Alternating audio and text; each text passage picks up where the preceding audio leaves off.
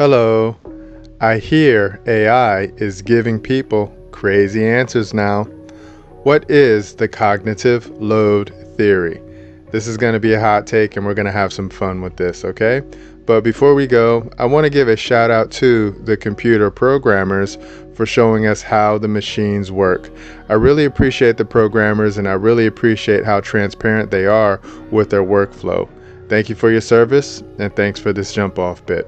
Now, what is the cognitive load theory? But before we go, we have to lay down some terms and some conditions so we can agree upon them, okay? Now check out this word and focus on the highlight. Mind. Mind is purpose, mind is design, mind is will, mind is desire, mind is opinion, mind is memory. Mind, the understanding, mind, the power that conceives, judges, or reasons. That's what mind is. In full disclosure, I have the mind of Christ, okay? So don't get butthurt because that's where I'm coming from. Now drop down and I'm going to show you what is the cognitive load theory in simple terms, okay? And focus on the highlight. Check this out.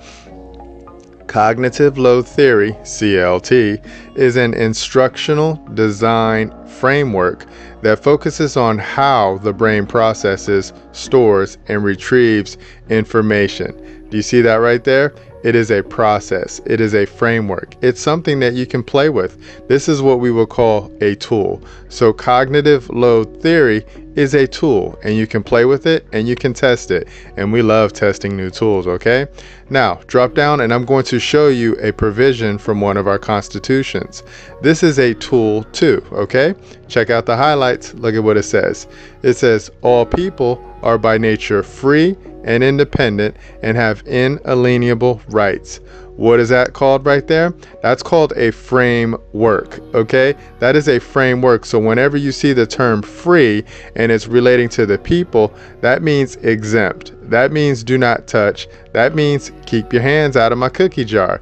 And we love showing our neighbors the framework of the constitutions because we know a lot of our neighbors don't know how to operate their constitutions because sometimes it's too much information for them to understand and we know it loads them cognitively, okay?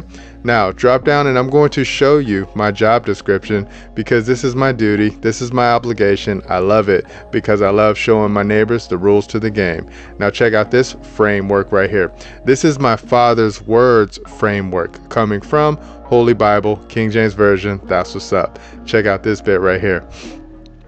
If any of you lack wisdom, let him ask of God, that giveth to all men liberally, and upbraideth not, and it shall be given him. That's all you have to do, just ask. But let him ask in faith, nothing wavering, for he that wavereth is like a wave of the sea, driven with the wind and tossed.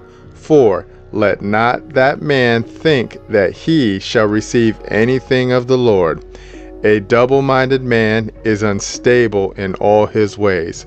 Repeat, a double-minded man is unstable in all his ways. What does that look like right there? That looks like some people, when they get presented with too much information, it breaks their brains. They can't understand what it is that you're talking about, and then they get tossed to and fro. So like we know what people are and we know who people are because of whatever words that come out of their mouths, right? So we know where people come from, all because of the language that they use. And it's really fun to see and it's really cool to test. So sometimes people like to call themselves -man, -woman, -people. And whatever that hyphen is that you've connected with the man or the woman, we know that's who your master is and we know that's who you serve, right? So that's how we know how to work with you cognitively now, okay?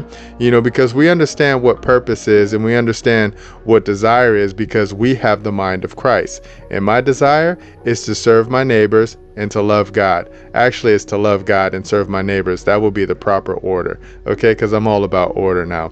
All right, so I just wanted to show you that job description bit right there because that's a framework from my Father's Word, and my Father's Word is full of instructional designs. All you have to do is open up the book and read, and then you're going to get hooked up.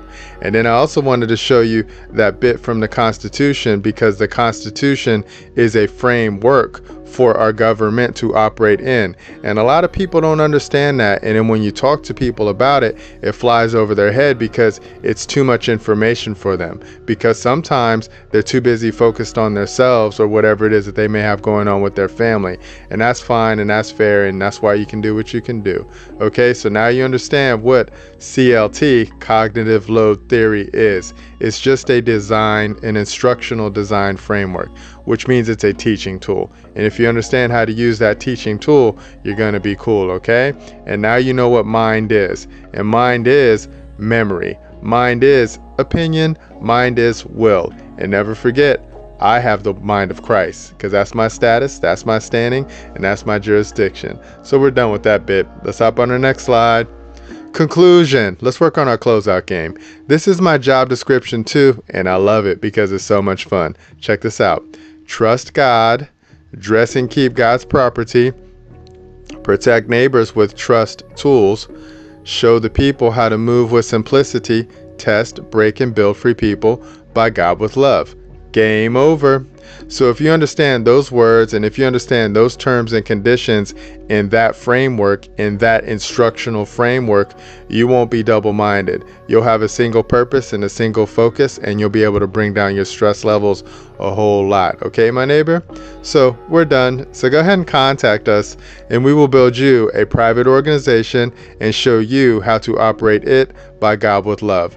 We will show you how to use one mind, right? And once you understand how to use one mind, then you're going to understand how other minds work. And then that way you'll be able to have a whole lot of fun in this realm. Okay, my neighbor?